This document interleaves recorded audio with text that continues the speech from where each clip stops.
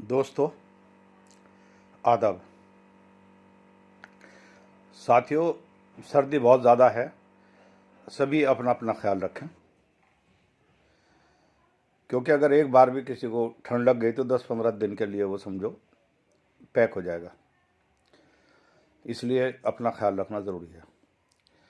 दोस्तों, आज मैं ये वीडियो जो बना रहा हूँ, ख़ास तौर से ये चुनाव के ऊपर एक विश्लेषण मान लीजिए या मेरा अपना एनालिसिस मान लीजिए या मैं क्या समझ रहा हूँ इस टाइम के चुनाव को वो मान लीजिए। इस वक्त मैं आज खाली उत्तर प्रदेश को लेने की बात करूँगा और उत्तर प्रदेश में भी अपना ज़िला सहारनपुर की स्थिति के बारे में। पूरे उत्तर प्रदेश की हम बात करते रहेंगे, बीच बीच में चर्चाएं होती रहेंगी, क्योंकि चुनाव आहिस्ता आहिस्ता गरमाना शुरू हो गया है और जल्दी ही जैसी अधिसूचनाएं जारी होंगी तो ये सब चीज़ें आपको पता लगेगा कि ये ठंड को एकदम से ख़त्म कर देगा और चुनाव का गर्माहट जो है वो लोगों तक चलेगी। तो उत्तर प्रदेश के अंदर तो सीधी सी बात है कि इस वक्त का जो माहौल लग रहा है उसमें किसानों का समर्थन जो है वो, क्योंकि भारतीय जनता पार्टी के खिलाफ इस बार किसानों ने करीब करीब निर्णय ले रखा है।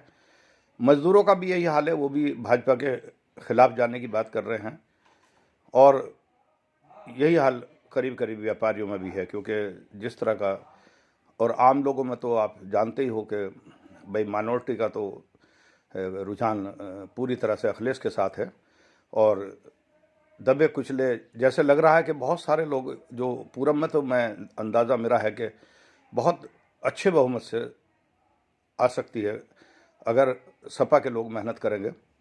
हाँ, अगर भाजपा ने कोई हिंदू मुस्लिम कार्ड खेल दिया बड़ा तकड़ा और उसमें हिंदुस्तान के मुसलमानों का नाम लेकर के, पाकिस्तान का नाम लेकर के जैसे ये करते हैं, अगर उस तरह का कोई खेल खेल दिया और लोग उनके धार्मिक आडंबर के अंदर आ गए तो कुछ भी हो सकता है।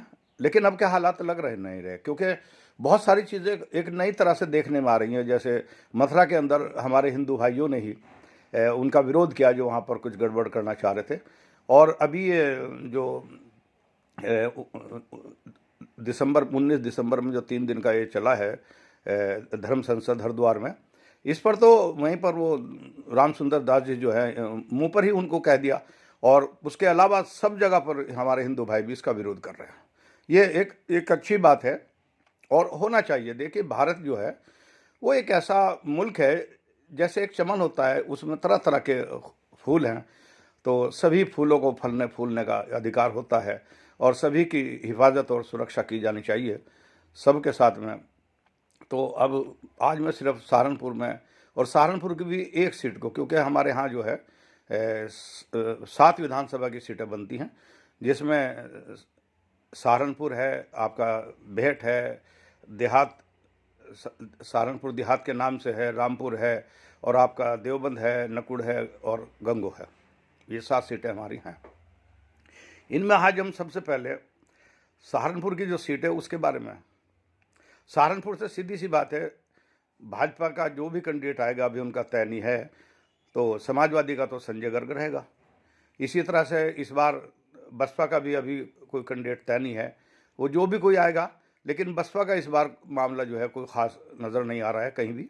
तो कोई अलग बात है कि एक आध सीट अगर ज़िले में निकल जाए तो बहुत बड़ी बात होगी। लेकिन दोस्तों, आईएमए का भी मुसलमानों में चर्चा है और फिर अंसारी बिरादरी भी अपनी डिमांड रख रही है। और एक तो अजीब बात इस बार ये हो रही है कि संजय की राह जो है, जैसे पहले कांग्रेस का और समाजवादी का गठबंधन हो गया था और संजय बड़ी आसानी से जीत की तरफ चला गया था, इस बार के हालात जो है वो नहीं लग रहे कि संजय को बहुत मुश्किल से, मतलब अगर जीत हुई तो बहुत मुश्किल से नसीब होगी। उसके राह में बहुत सारी चीज़ें हैं, कुछ उसने अपना खुद कर रखी हैं और कुछ लोगों के ज़रिए पैदा की भी हैं। और आदमी देखे, जब आदमी किसी ओहदे पर होता है तो वो सबको खुश नहीं कर सकता, लेकिन मुखालिफत बहुत ज़्यादा है इस बार, और ख़ास तौर से उस वोटर के अंदर जो उसका अपना बेस वोट है। उसका बेस वोट वो नहीं है जिस बिरादरी से संजय भाई आते हैं। संजय गर्ग जो है वो उसका बेस वोट है सपा का बेस वोट, यानी मैं माइनॉरिटी जो है। अब माइनॉरिटी में चारों तरफ जो है उसका एक विरोध है। मुझे बहुत सारे लोगों ने फ़ोन करे हैं, मीटिंगें चल रही हैं। हमने पूछा भाई आखिर क्या है ये तुम्हारा कि तुम संजय का विरोध क्यों कर रहे हो? तो बहुत सारे लोगों ने अपनी अपनी बात रखी। यहाँ तक कि मेरी मुलाकात जो इनकी नगर की कमेटी बना रखी है उसमें पदाधिकारी भी हैं, मैं नाम नहीं बताऊंगा, लेकिन वो समझ रहे होंगे, हो सकता है कि उनका कहना यह है कि देखिए हम लोग वहाँ जाते हैं तो कोई ख़ास इज्जत हमें नहीं दी जाती, यानी कार्यकर्ताओं को भी इज्जत नहीं दी जाती माइनॉरिटी के। अच्छा, और कुछ लोगों ने ये भी शिकायत रखी है कि जितने भी उसने संगठन बना रखे हैं उनमें किसी में भी कोई दमदार मुसलमान को किसी का अध्यक्ष नहीं बना रखा। यहाँ तक कि जो समाजवादी पार्टी का शहर का अध्यक्ष भी बना रखा है वो सिर्फ उसके अंदर एक खूबी है कि वो संजय का वफादार है। नहीं तो कुछ लोगों ने कहा कि उससे प्रेस कॉन्फ्रेंस करा दीजिए, वो प्रेस कॉन्फ्रेंस नहीं कर सकता।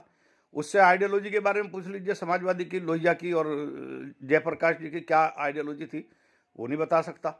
उससे एक ने तो बल्कि यहाँ तक कह दिया कि अगर आप उससे कहोगे जी लोकतंत्र के अंदर नहीं हमारे भारत में कौन सा पद्धति राजनीतिक पद्धति लागू है, तो वो ये नहीं बता सकता मुश्किल से कि लोकतंत्र है। और अगर उनके उसने बता भी दिया तो लोकतंत्र के कितने पिलर हैं वो ये नहीं बता सकता। बहुत सारे लोगों ने कहा, हालांकि और बहुत लोग हैं जो समाजवादी में जुड़े हुए हैं, बहुत पुराने लोग हैं।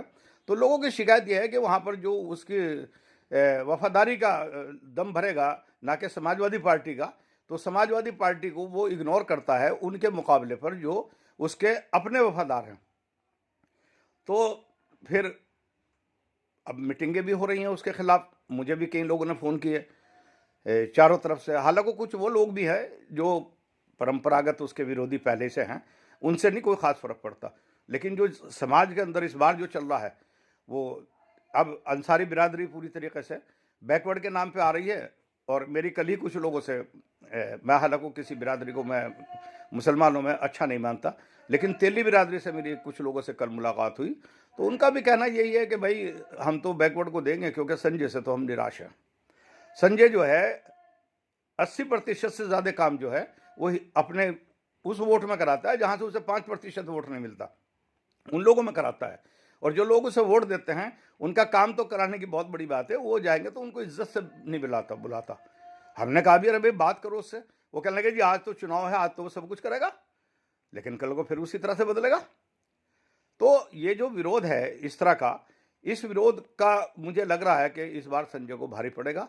और ये समझ लीजिए कि ऐसे ऐसे लोग भी हैं जो पूरी तरीके से सपा को समर्पित रहने का काम करना चाहते हैं। हालांकि जनता के बीच जो आवाज़ है वो अखिलेश यादव के साथ चलने की है, लेकिन लोकल स्तर पर जो मामला है संजय का विरोध होने की वजह से, तो ये सीट शायद इस बार सपा को ना मिले।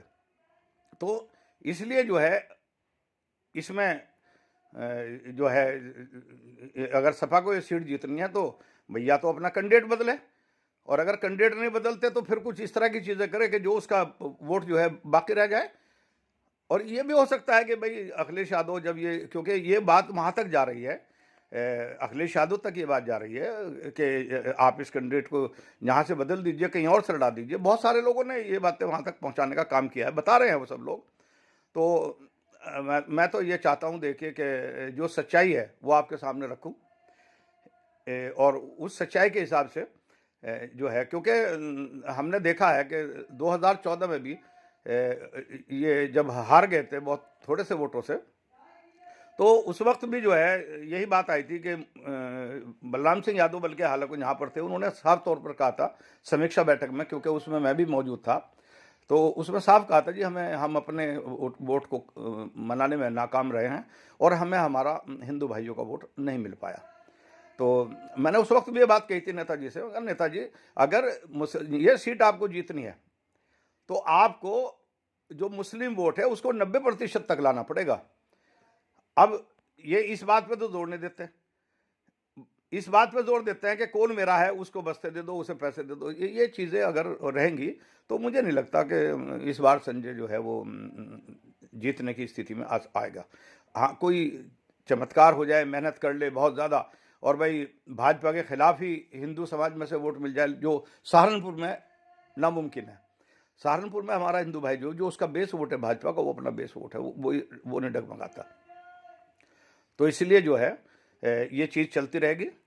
और भाजपा को जो है इस बार करीब करीब जो बाकी 6 सीटें हैं उनमें या तो सहारनपुर की मिल सकती है अगर संजय कमज़ोर रह गए, और एक सीट और मेरा अंदाज़ा है कि क्योंकि विधायक जगपाल जी जो हैं वो भाजपा में चले गए हैं, तो वो अब अपने बेस पर जो कुछ भाजपा का वोट है वो वहाँ से जीतने की स्थिति में हैं।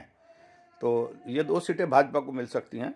बाकी सीटों पर मुझे नहीं लगता कि शायद, क्योंकि जिस तरह के समीकरण चल रहे हैं, तो अगर भाई जैसे धार्मिक डोज दी जाती है, अगर वो डोज दे करके कोई इस तरह का चमत्कार हो गया तो अलग बात है, वरना जो स्थिति इस वक्त की है, अभी हम आज सिर्फ हमने थोड़ी सी बात इस पर की है शहर की सीट पर, बाकी सीटों पर भी चर्चाएं होती रहेंगी। शहर की सीट पर भी जैसे जैसे समीकरण आते रहेंगे आपके सामने रखते चले जाएंगे।